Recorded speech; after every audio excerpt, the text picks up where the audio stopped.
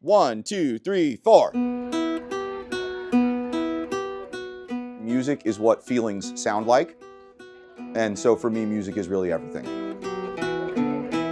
Music to me, it's pretty much everything because I use it in my everyday life. They can come to school and learn a song that they know on an instrument that is in the song. I think that's what makes this clique a little easier than math for some, or social studies, or, because in history class, you're learning about things that happened 500-600 years ago, and that's important. But when they can listen to a song on their phone as they're coming into school and then sit down and play it, I think it's a much more immediate connection for them.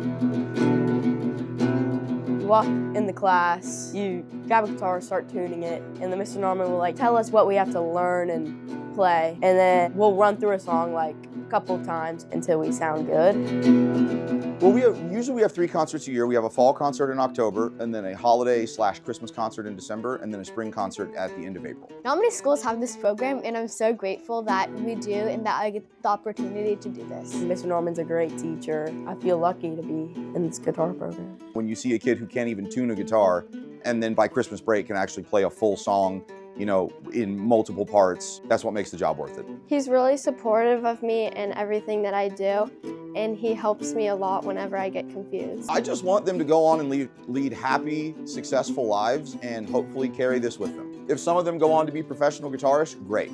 But as long as they can look back on their time here with me and say, wow, that was awesome, I'm good.